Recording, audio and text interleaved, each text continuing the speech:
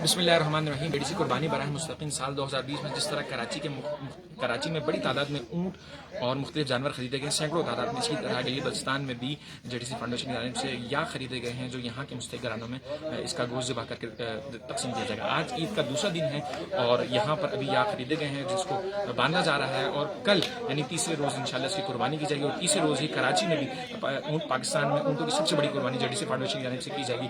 गुज़िश्ता 10 सालों से JDC foundation इस तरह कुर्बानी कर रही है। मैं तमाम देखने वालों से गुजारिश करूँगा इस वीडियो को लाज़मी शेयर कीजिए और कुर्बानी का जो गोश्त है मुस्तहिकीन घरानों में डिस्ट्रीब्यूट किया जाता है।